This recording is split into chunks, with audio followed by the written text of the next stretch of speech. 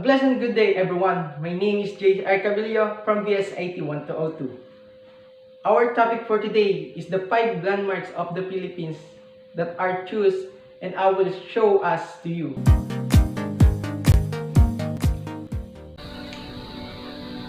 First is the cannon on Corregidor Island, on where I show you on my background.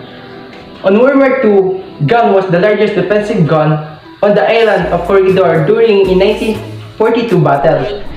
Cannon, big gun, howitzer were distinguished from the musket, rifles, and other small arms. The heavy bombardment, the thousand lives lost, and also the moment of victory when the Filipinos and American forces recaptured the islands in 1945. Our trivia on Corregidor Islands. Corregidor comes from the Spanish word where it is corregir, which means to correct. Since also the ship entered Manila Bay, who was inspected and corrected. It was one named the Islands of Collectors. Col Leroy M. Edwards burned a $2 million in Corregidor in 1942 and hid million in silver Japanese, which still has not been found. The cannon of Corregidor Island was found on Cavite City. And if you want to see the biggest cannon on the historical landmark. Hi! My name is Jory Sanmigo from BSIT 1202. So, ano nga ba ang Aguinaldo Shrine, Kawit, Cavite? Emilio F. Aguinaldo Shrine, located in Kawit, Cavite, is one of the most iconic and historic landmarks in the country. The shrine is the ancestral mansion of the first president of the Philippines, General Emilio F. Aguinaldo, known as the House of History. This is where the Philippine independence was declared by President Aguinaldo on June 12, 1898. The Philippine flag was first waved in public from a window of the Grand Hall. The home reflects a luxurious lifestyle and a patriotic spirit. If one is to judge by the kind of food used, Philippine hardwood, and the presence of a bowling alley in a secret room, it can be said that Aguinaldo lived a life of comfort. In fact, he belonged to the ruling class and his parents were Chinese and Tagalog descent. Love for country was also evident in the symbols that adorn the ceilings. The 8-rayed sun, which stands for the revolt of the 8 provinces, as seen in the Philippine flag, a relief map of the Philippines, and the ruled up flags and dove, said to represent Aguinaldo's desire for the Philippines to be recognized as a member of the League of Nations. Did you know that Emilio Aguinaldo House is house of many secrets? So, ano ito?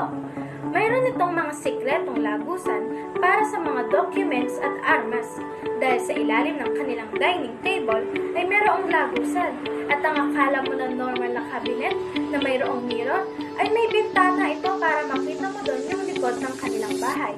At hindi lang dyan, matatagpuan din sa likod ng mansyon ang himlayan ni Aguinaldo. Trivia. The house was pictured twice in Philippine peso bill. It appeared on the 2 peso and 5 peso bills.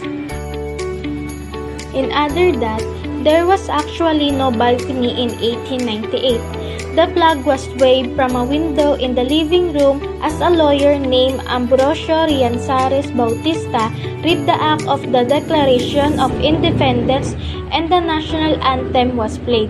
The balcony was added only in 1919 to mark the side of the Declaration of Independence. Hi! I'm Veronica Matar from BSIT 1202. I will introduce you to some of our chosen Philippine landmarks, the Bahay Nakpil and the Libingan ng mga Bayan. Bahay Nakpil in Quiapo, Manila. It was in 1914 that Dr. Ariston Bautista Lin and his wife Petrona Nakpil built the house. It stands on a 500 square meter lot along the street now named after him. The house was designed by Gota de Leche building architect Arcadio Arellano. The design of the Nakpil house represents the traditional urban Filipino style popular at that time. Brick walls around the ground floor and the second story made of wood. sliding windows with ventanillas. One particular set of furniture, including high-backed chairs and glass-walled cabinets given as a gift by the Prieto family to the Nakpils, helped inspire some of the house decorative details. At the entrance of the house is the zaguan or garahe, where horse-drawn carriages and cars used to park.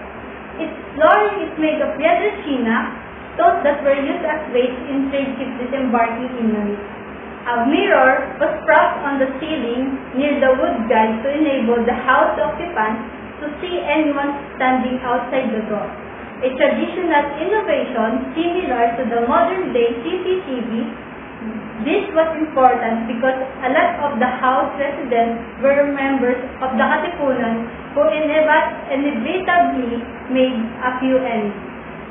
On the farther side of the first floor is a replica of the Nazareno, a reminder that the original image of the Black Nazarene was brought to the Bahay Nakpil for safekeeping during World War II.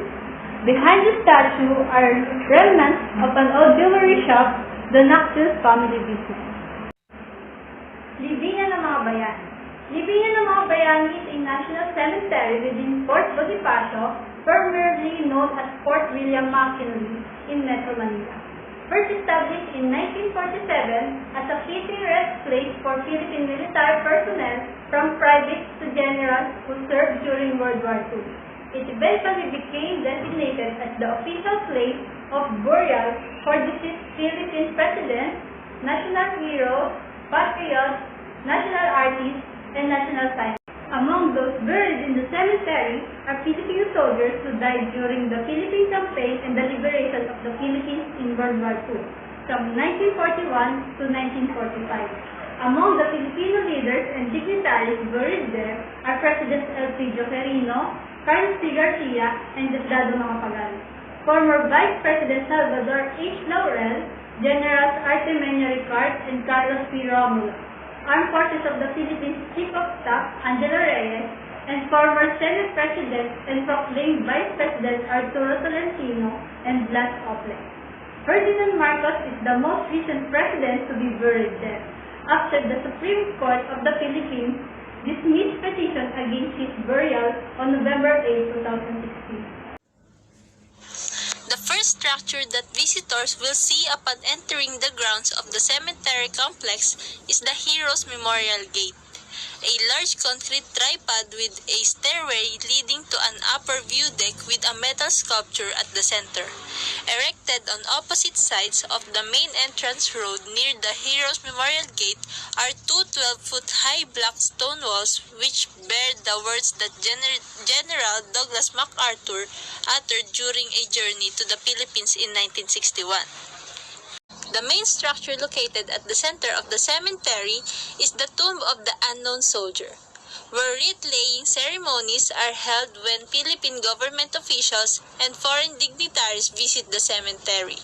Inscribed on the tomb are the words, "Here lies a Filipino soldier whose name is known only to God."